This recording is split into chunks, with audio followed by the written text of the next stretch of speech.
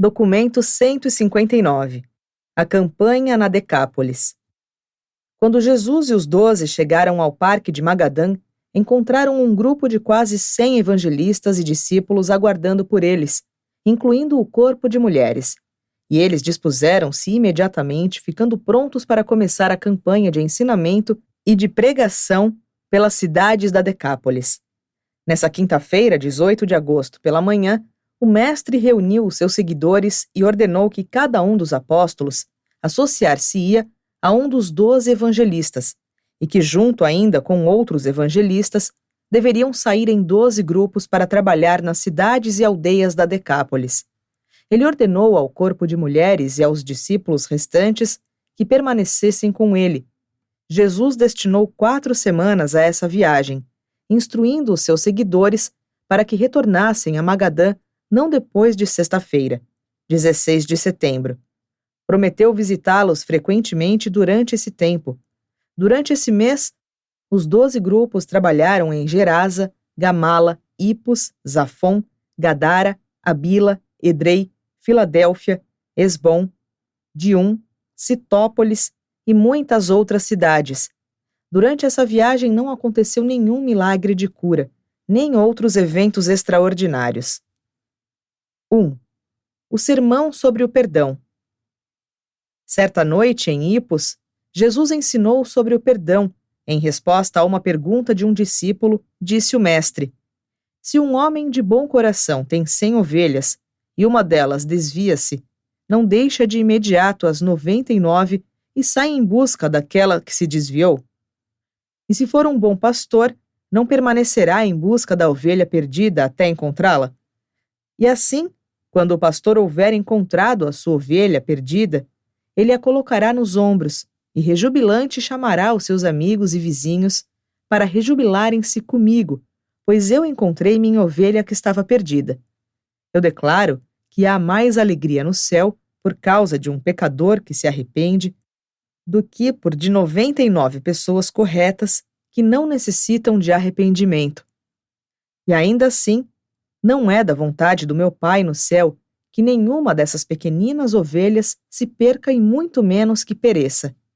Na vossa religião, Deus pode receber os pecadores arrependidos. No Evangelho do Reino, o Pai sai para encontrá-los, antes até mesmo que eles pensem seriamente em arrependimento. O Pai do céu ama os seus filhos, e, portanto, deveríeis aprender a amar-vos uns aos outros. O Pai do céu perdoa o vosso pecado, e, portanto, deveríeis aprender a perdoar-vos uns aos outros. Se o vosso irmão peca contra vós, ide até ele, e com tato e paciência mostrai a ele o seu erro. E fazei tudo isso apenas entre vós e ele, a sós. Se ele vos escutar, então conquistastes o vosso irmão. Mas se o vosso irmão não vos escutar, se ele persistir no caminho do erro, ide novamente a ele, levando convosco 1 ou 2 amigos comuns, para que possais ter 2 ou mesmo 3 testemunhas, para confirmar o depoimento dele e estabelecer o fato de que vós tratastes com justiça e com misericórdia o vosso irmão que vos ofendeu. E ainda se ele se recusar a ouvir os vossos irmãos, podeis contar o caso à fraternidade, e então, se ele se recusa a ouvir a congregação, deixai que tomem as providências que julgarem sábias, e deixai que esse membro, obstinado assim, se torne um pária deste reino. Embora não possais pretender fazer o julgamento das almas dos vossos semelhantes, e embora não possais perdoar pecados, nem presumir de qualquer outro modo usurpar as prerrogativas dos supervisores das hostes celestes, ao mesmo tempo, a vós foi confiado manterdes a ordem temporal deste reino da terra. Apesar de não poderdes interferir nos decretos divinos que dizem respeito à vida eterna, ireis determinar as questões da conduta, no que dizem respeito ao bem-estar temporal da fraternidade na terra. E assim, em todas essas questões ligadas à disciplina da irmandade, o que vós decretardes na terra será reconhecido no céu.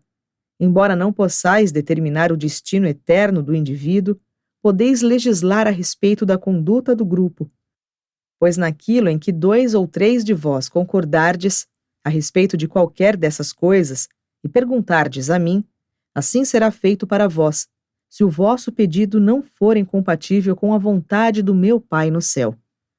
E tudo isso é para sempre a verdade, pois naquilo em que 2 ou 3 crentes estiverem juntos, lá eu estarei no meio deles. Simão Pedro era o apóstolo encarregado dos trabalhadores em Hipos, e quando ouviu Jesus falar assim, perguntou: Senhor, quantas vezes o meu irmão pecará contra mim, e quantas eu devo perdoá-lo? Até 7 vezes? E Jesus respondeu a Pedro: Não apenas 7 vezes, mas até mesmo 77 vezes. E, portanto, o reino do céu pode ser comparado a um certo rei que ordenou uma verificação financeira nas contas dos seus intendentes.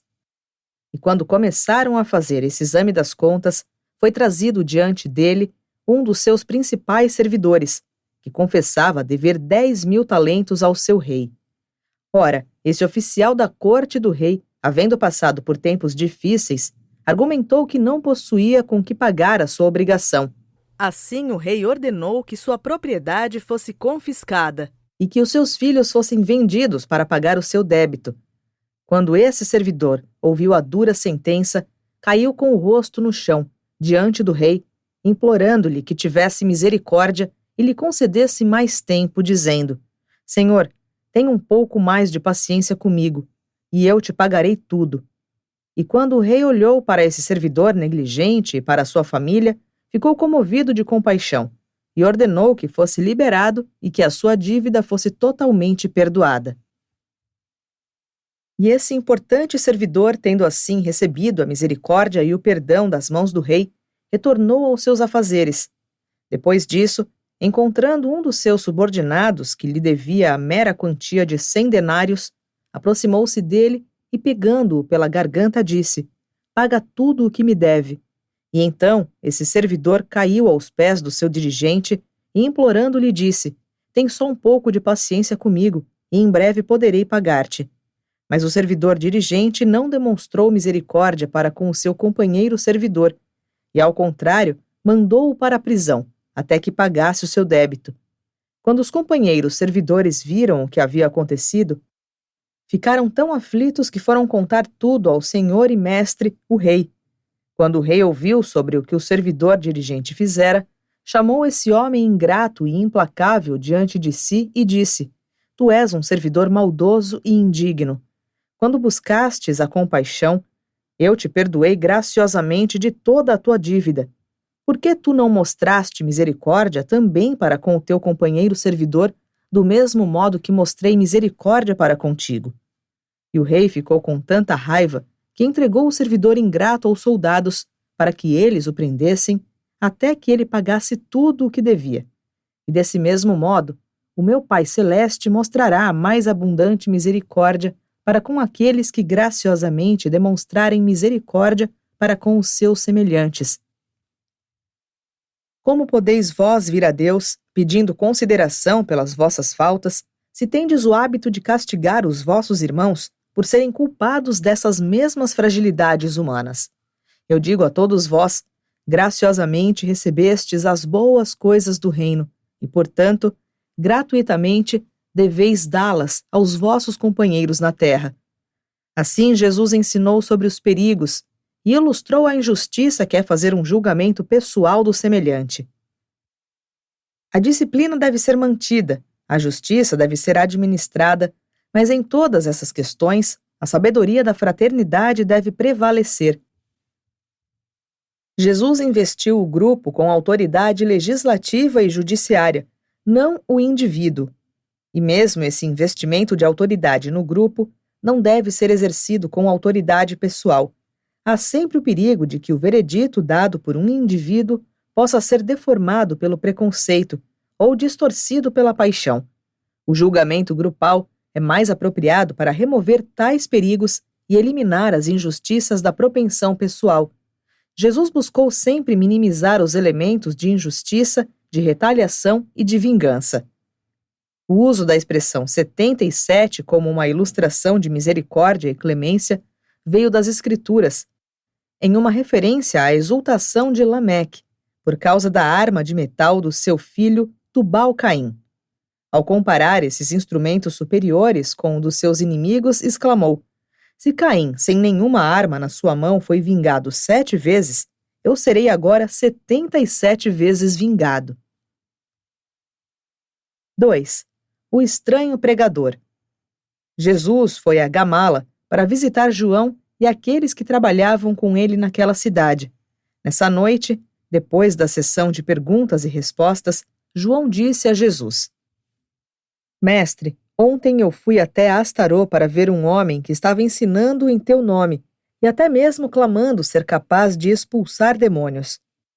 Ora, esse homem nunca esteve conosco, nem jamais nos seguiu. Por isso eu proibi-o de fazer essas coisas. E então disse Jesus: Não o proíbas. Não percebes que esse evangelho do reino em breve será proclamado em todo o mundo? Como podes esperar que todos aqueles que acreditam no evangelho fiquem sujeitos à tua direção? Rejubila-te, porque o nosso ensinamento já começou a manifestar-se para além das fronteiras da nossa influência pessoal.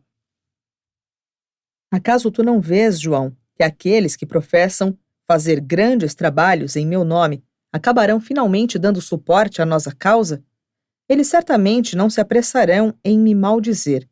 Meu filho, em questões dessa espécie, seria melhor que tu reconhecesses que aquele que não está contra nós está a nosso favor. Nas gerações vindouras, muitos homens que não são integralmente dignos farão muitas coisas estranhas em meu nome, mas eu não os proibirei. Eu te digo que até mesmo quando um copo de água for dado a uma alma sedenta, os mensageiros do Pai sempre registrarão um tal serviço de amor. Essa instrução deixou João bastante desconcertado. Será que ele não tinha antes ouvido o mestre dizer: Aquele que não está comigo está contra mim? Mas João não havia percebido que, neste caso, Jesus estava referindo-se à relação pessoal do homem com os ensinamentos espirituais do reino, enquanto no outro caso, a equiparação havia sido feita com as relações externas e amplamente sociais dos crentes para com as questões do controle administrativo e jurisdição de um grupo de crentes, sobre o trabalho de outros grupos, os quais finalmente iriam compor a fraternidade mundial vindoura.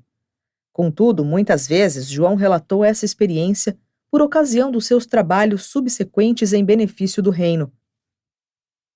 E com frequência os apóstolos consideraram como ofensiva toda a pregação daqueles que decidiram ensinar em nome do Mestre. Sempre lhes pareceu impróprio que aqueles que nunca se sentaram aos pés de Jesus ousassem ensinar em nome dele.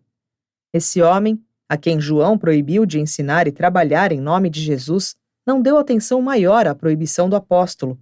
Ele continuou com seus esforços e formou um grupo considerável de crentes em Canata, antes de ir para a Mesopotâmia. Esse homem, Adem, havia sido levado a acreditar em Jesus por meio do testemunho daquele demente, a quem Jesus curara, perto de Queresa, e que com tanta confiança havia acreditado que os supostos espíritos impuros que o mestre expulsara dele haviam entrado na vara de porcos, levando-os todos a se destruírem, caindo de um precipício. 3. O ensinamento para os instrutores e para os crentes.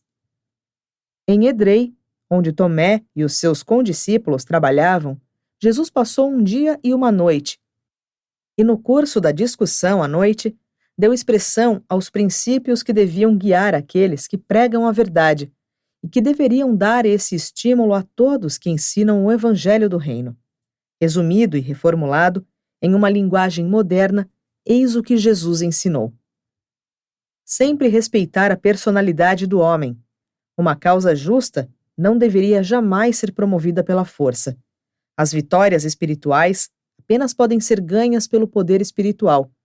Essa determinação contra o emprego de influências materiais refere-se à força psíquica, tanto quanto à força física.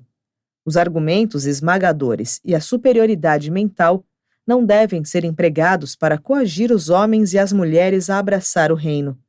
A mente do homem não deve ser subjugada apenas pelo peso da lógica, nem intimidada pela eloquência astuta.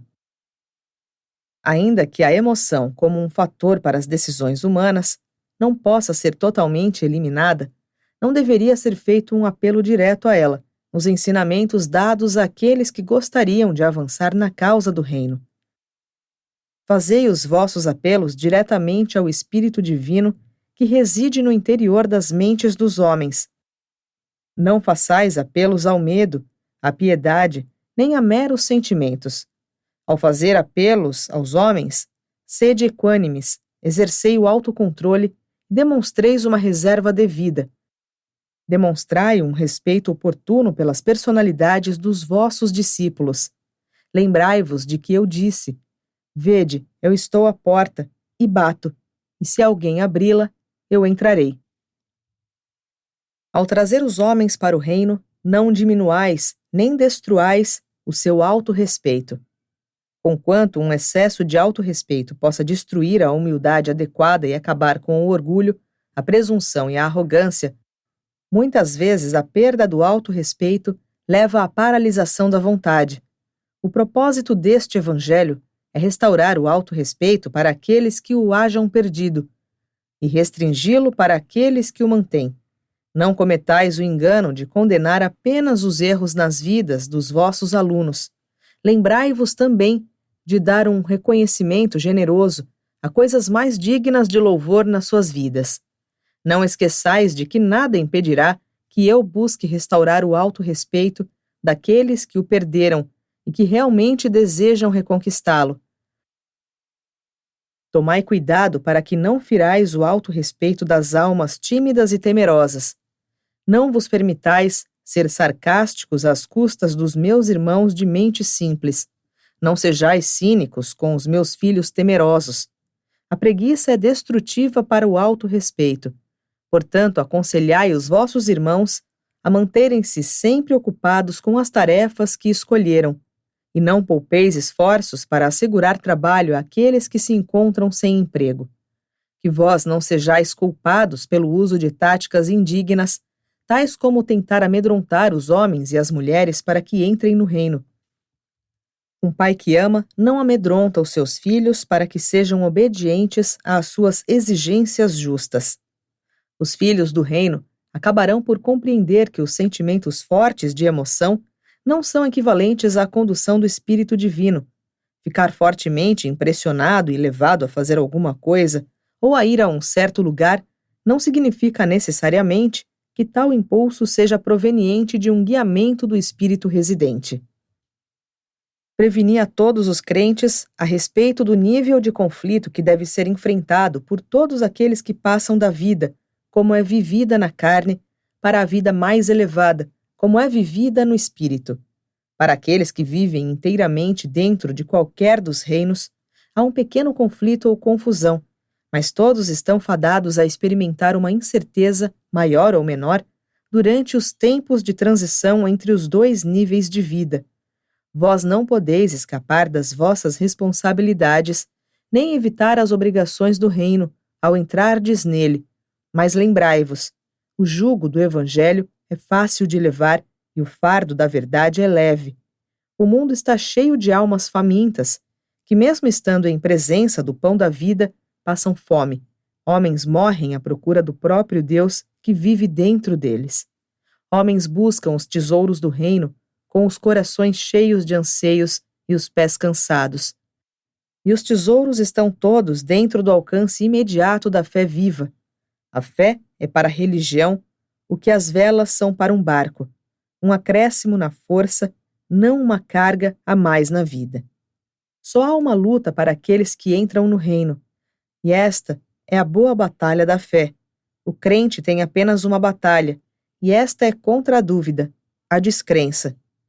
Ao pregar o evangelho do reino, vós estáis simplesmente ensinando a amizade a Deus. E essa amizade é tão atraente para os homens quanto o é para as mulheres, pois ambos encontrarão aquilo que satisfaz mais verdadeiramente aos seus desejos característicos e ideais.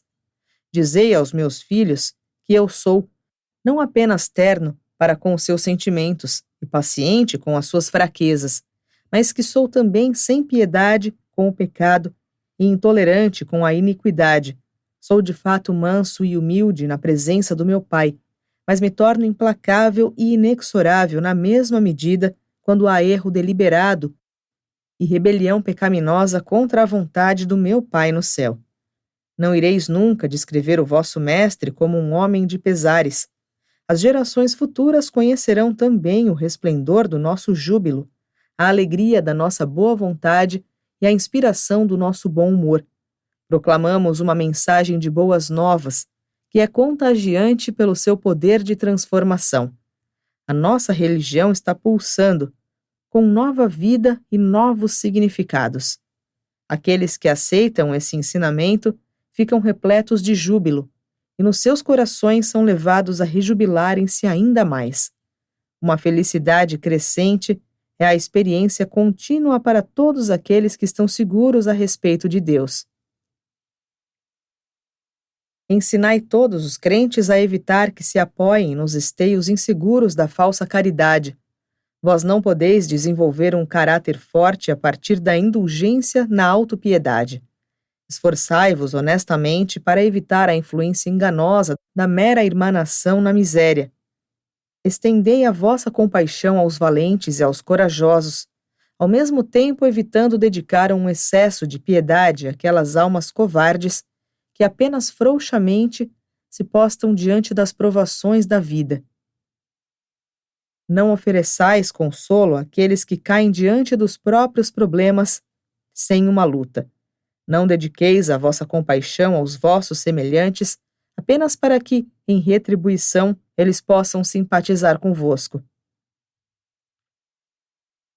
Quando os meus filhos tornam-se conscientes da segurança da divina presença, essa fé expande a mente, enobrece a alma, reforça a personalidade, aumenta a felicidade, aprofunda a percepção espiritual e realça o poder de amar e ser amado. Ensinai a todos os crentes que aqueles que entram no reino não se tornam, por isso, imunes aos acidentes do tempo, nem às catástrofes ordinárias da natureza. Crer no Evangelho não terminará com os problemas, mas irá assegurar que vós não tereis medo quando os problemas baterem à vossa porta. Se ousardes crer em mim, e se de todo o vosso coração continuardes a seguir-me, fazendo isso, vós ireis, com toda a certeza, entrar no caminho que vos levará a dificuldades. Eu não vos prometo livrar-vos das águas da adversidade, mas eu vos prometo estar convosco durante todas elas. E Jesus ensinou muito mais a esse grupo de crentes antes que se preparassem para o sono daquela noite. E aqueles que ouviram essas palavras guardaram-nas no coração como um tesouro, e muitas vezes recitaram-nas para a edificação daqueles apóstolos e discípulos que não estiveram presentes quando elas foram pronunciadas. 4. A conversa com Natanael. E então Jesus tomou o rumo de Ábila, onde Natanael e os seus companheiros trabalhavam. Natanael andava muito incomodado com alguns dos pronunciamentos de Jesus que pareciam depreciar a autoridade das escrituras hebraicas reconhecidas. E assim sendo, nessa noite, depois do período usual de perguntas e respostas, Natanael levou Jesus para longe dos outros e perguntou: Mestre, poderias confiar em mim a ponto de fazeres com que eu conheça a verdade sobre as escrituras? Eu observo que nos ensina apenas uma parte das escrituras sagradas. A melhor, segundo o que posso notar, e concluo que rejeitas os ensinamentos dos rabinos, que afirmam que as palavras da lei são as próprias palavras de Deus, que estavam com Deus no céu antes mesmo dos tempos de Abraão e Moisés. Qual é a verdade sobre as escrituras? Ao ouvir a pergunta do seu apóstolo desnorteado, Jesus respondeu: Natanael, julgaste certo. Não considero as escrituras como os rabinos as consideram. E falarei contigo sobre essa questão, sob a condição de que tu não relates essas coisas aos teus irmãos, pois nem todos estão preparados para receber esse ensinamento. As palavras da lei de Moisés e os ensinamentos das escrituras não existiam antes de Abraão. Apenas em tempos recentes As Escrituras foram formadas como agora as conhecemos.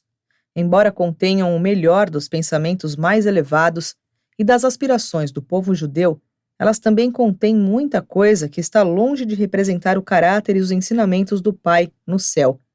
E é por essa razão que eu devo escolher dentre os melhores ensinamentos aquelas verdades que devem ser reunidas para o Evangelho do Reino. Essas escrituras são trabalho executado por homens, alguns deles santos, outros não o sendo totalmente. Os ensinamentos desses compêndios representam a visão e a extensão do esclarecimento dos tempos, na época em que tiveram a sua origem.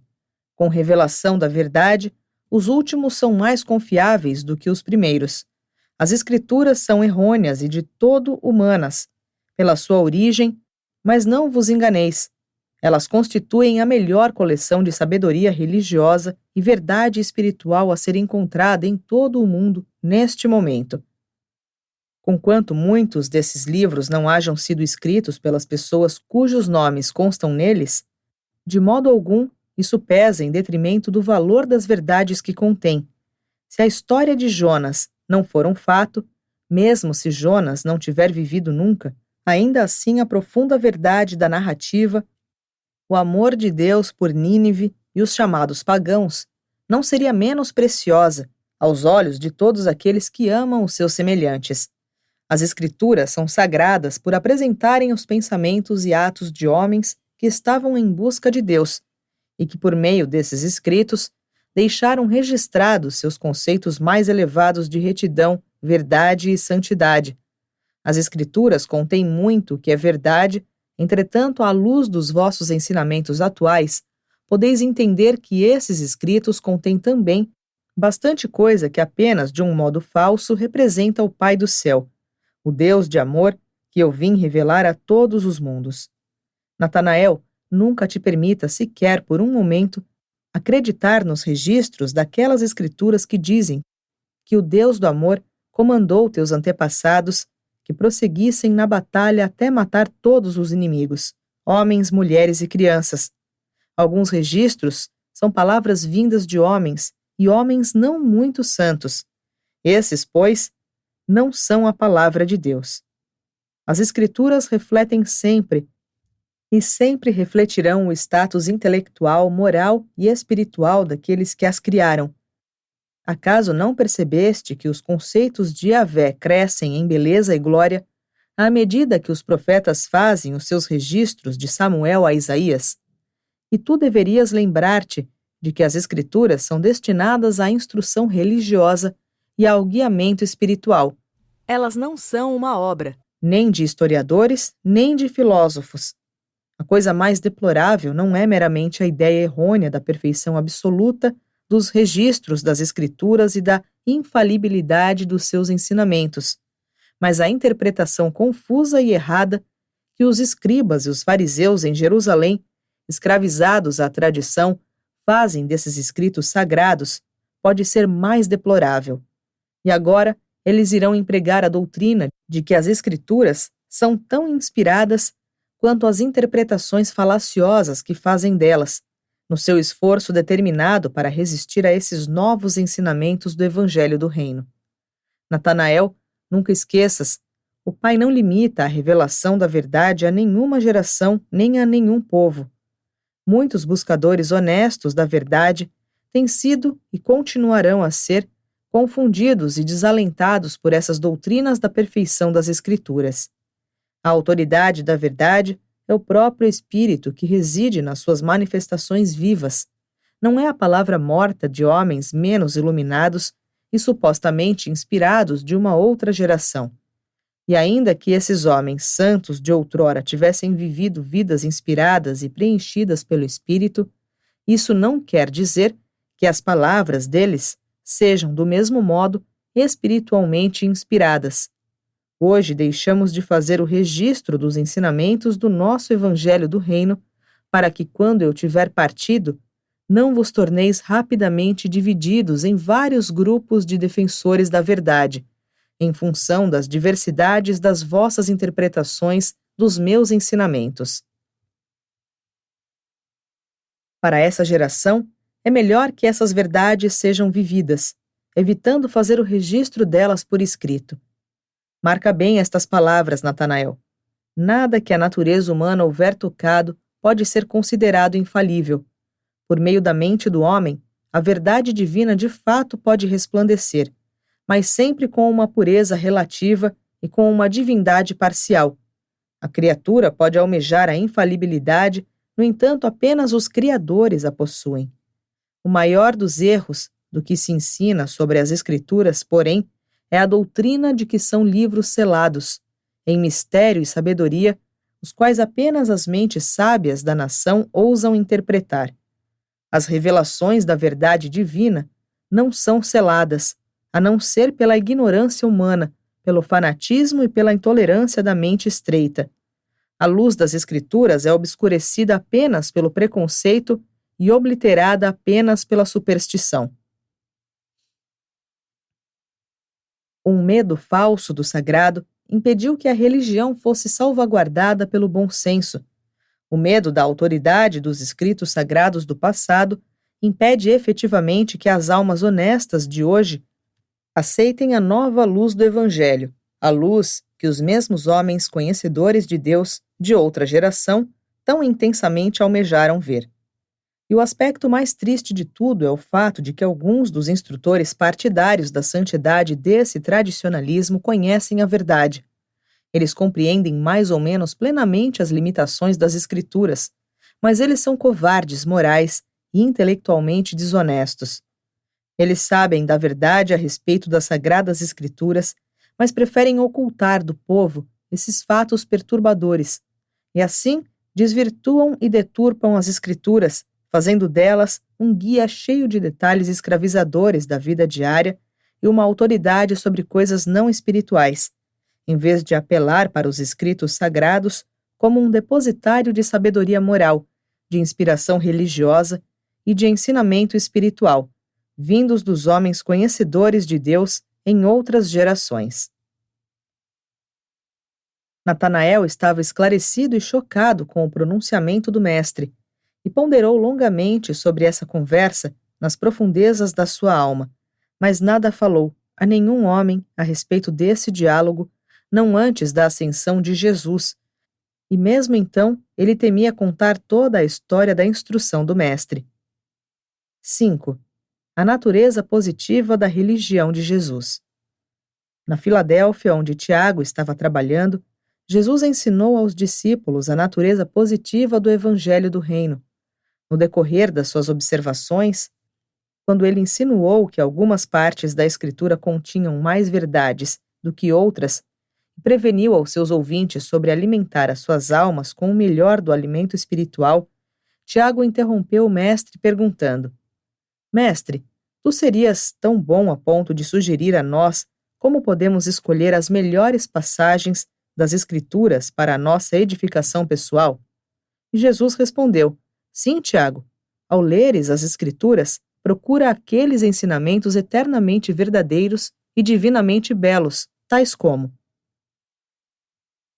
Cria em mim um coração puro, ó Senhor. O Senhor é meu pastor, nada me há de faltar. Ama ao teu semelhante como a ti próprio. Pois eu, o Senhor teu Deus, segurarei a tua mão direita, dizendo: Não temas, eu ajudar-te-ei. E as nações não mais farão o aprendizado da guerra. E tudo isso se torna ilustrativo do modo como Jesus, dia a dia, apropriava-se do melhor das Escrituras dos Hebreus, para a instrução dos seus seguidores, incluindo o melhor dos ensinamentos do novo Evangelho do Reino. Outras religiões haviam sugerido o pensamento de que Deus está próximo do homem, mas Jesus transformou o cuidado de Deus para com o homem na solicitude de um pai cheio de amor pelo bem-estar dos filhos que dele dependem, e então fez desse ensinamento a pedra fundamental da sua religião. E assim, a doutrina da paternidade de Deus torna imperativa a prática da fraternidade dos homens. A adoração de Deus e o serviço do homem tornam-se a soma e a essência da sua religião. Jesus tomou do melhor da religião judaica, transpondo-o para o quadro mais digno dos novos ensinamentos do Evangelho do Reino. Jesus colocou o espírito da ação positiva nas doutrinas passivas da religião judaica, no lugar da submissão negativa, da submissão às exigências cerimoniais. Jesus indicou a realização positiva daquilo que a sua nova religião exigia daqueles que a aceitavam. A religião de Jesus não consistiu meramente em acreditar, mas de fato em fazer todas aquelas coisas que o Evangelho exigia. Ele não ensinou que a essência da sua religião consistia no serviço social, mas sim que aquele serviço social era um dos efeitos certos da posse do espírito da verdadeira religião. Jesus não hesitou em apropriar-se da melhor metade de uma escritura, repudiando ao mesmo tempo a parte inferior em conteúdo, a sua grande exortação: ama o próximo como a ti mesmo. Ele tomou-a das escrituras onde se lê: não exercerás a vingança contra o filho do teu povo, mas amarás o teu semelhante como a ti mesmo. Jesus apropriou-se da parte positiva dessa escritura, rejeitando a parte negativa. Ele se opôs até mesmo à não resistência negativa ou puramente passiva. Ele disse: quando um inimigo te golpear em uma face, não fiques emudecido e passivo, mas em uma atitude positiva, dá-lhe a outra face. Isto é, faze o melhor possível ativamente para conduzir o teu irmão errado para longe do caminho do mal, levando-o para os melhores caminhos do viver na retidão. Jesus exigiu que os seus seguidores reagissem positiva e dinamicamente a todas as situações na vida. Dar a outra face ou qualquer ato que signifique isso, tipicamente demanda a iniciativa e uma expressão vigorosa, ativa e corajosa da personalidade daquele que crê. Jesus não preconizava a prática da submissão negativa às indignidades daqueles que buscassem propositalmente impor-se aos praticantes da não resistência ao mal, mas sim que os seus seguidores devessem ser sábios e alertas para reagir, de modo rápido e positivo, com o bem para enfrentar o mal, com o fito de que pudessem efetivamente vencer o mal com o bem. Não esqueçais, o bem verdadeiro é invariavelmente mais poderoso do que o mal mais maligno. O Mestre ensinou um critério positivo de retidão.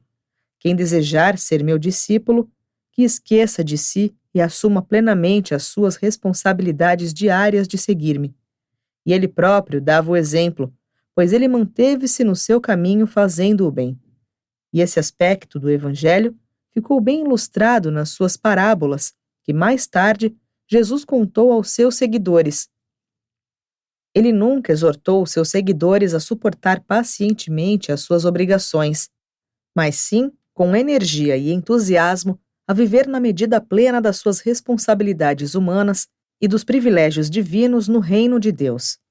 Quando Jesus instruiu os seus apóstolos para que, se alguém lhes tomasse injustamente o agasalho, eles lhe oferecessem um outro agasalho, ele referia-se não tanto a um segundo agasalho literalmente, mas mais à ideia de fazer algo positivo para salvar aquele que errou, em lugar do conselho antigo que seria o da retaliação. Um olho por outro olho, e assim por diante.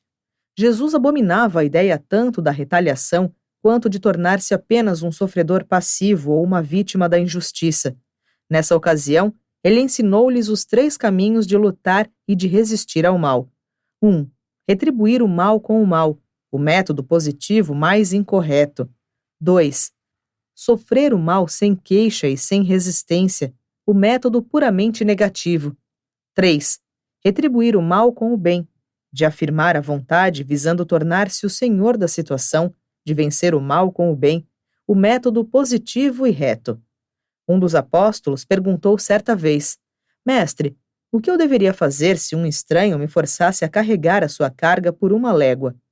Jesus respondeu: Não te assentes para suspirar e repreender o estranho. A retidão não vem dessas atitudes passivas. Se não conseguires pensar em nada mais efetivamente positivo para fazer, tu podes ao menos carregar o fardo dele por 1 2ª légua. Isso irá, sem dúvida, desafiar o injusto e incrédulo estranho.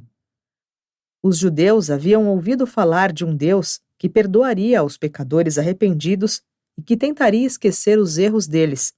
Mas jamais, antes da vinda de Jesus, os homens ouviram falar de um Deus que tivesse ido à procura da ovelha perdida e que assim tomaria a iniciativa de procurar os pecadores e se rejubilaria quando os encontrasse, querendo voltar para a casa do Pai. Essa nota positiva, na religião, Jesus estendeu-a até mesmo às suas orações e converteu a restritiva regra de ouro em uma exortação positiva em favor da equanimidade humana. Em todos os seus ensinamentos, Jesus fugiu, infalivelmente, dos detalhes que dispersam. Ele evitava a linguagem floreada e as imagens meramente poéticas, como o jogo de palavras, e habitualmente punha significados amplos em expressões curtas. Com o propósito de ilustração, Jesus alterava o significado corrente de muitos termos, tais como sal, fermento, pescar e filhinhos. Ele empregava muito eficientemente a antítese, comparando o diminuto ao infinito, e assim por diante. As suas descrições eram surpreendentes, o cego conduzindo um cego. Todavia, a maior força encontrada no seu ensinamento ilustrativo foi a da sua naturalidade. Jesus trouxe a filosofia da religião do céu à terra. Ele retratou as necessidades elementares da alma, com uma nova visão de discernimento interior e dentro de uma nova concepção de afeto. 6. O retorno a Magadã. A missão de 4 semanas na Decápolis teve um êxito moderado. Centenas de almas foram recebidas no reino. Os apóstolos e os evangelistas tiveram uma experiência valiosa ao realizar o trabalho, sem a inspiração da presença pessoal de Jesus. Na sexta-feira, 16 de setembro, todo o corpo de servidores reuniu-se, como convencionado previamente, no Parque de Magadã. No sábado foi feito um conselho de mais de 100 crentes, no qual os planos futuros para expandir o trabalho do reino foram considerados de modo completo. Os mensageiros de Davi estiveram presentes e fizeram relatos a respeito do bem-estar dos crentes em toda a Judéia, Samaria, Galiléia e nos distritos adjacentes. Poucos dos seguidores de Jesus nessa época sabiam apreciar totalmente o grande valor dos serviços do corpo dos mensageiros. Os mensageiros mantinham não apenas os crentes da Palestina em contato uns com os outros, com Jesus e com os apóstolos, mas durante aqueles dias sombrios, também serviram como coletores de fundos, tanto para o sustento de Jesus e dos seus companheiros, quanto para sustentar as famílias dos 12 apóstolos e dos 12 evangelistas. Nessa época, Abner mudou a sua base de operações de Hebrom para Belém, e este último local foi também o centro para os mensageiros de Davi na Judéia. Davi mantinha um serviço de revezamento de mensageiros durante a noite inteira, entre Jerusalém e Betsaida. Esses corredores deixavam Jerusalém todas as noites, revezando-se em Sichar e em Citópolis, chegando em Betsaida por volta da hora do desjejum na manhã seguinte. Jesus e os seus seguidores agora se preparavam para um descanso de 1 semana, antes de aprontarem-se para começar a última época de trabalhos em benefício do reino. Esse foi o último descanso deles, pois a missão pereiana transformou-se em uma campanha de pregação e de ensinamento, e se estendeu até o momento da chegada deles em Jerusalém e do desenrolar dos episódios finais da carreira terrena de Jesus.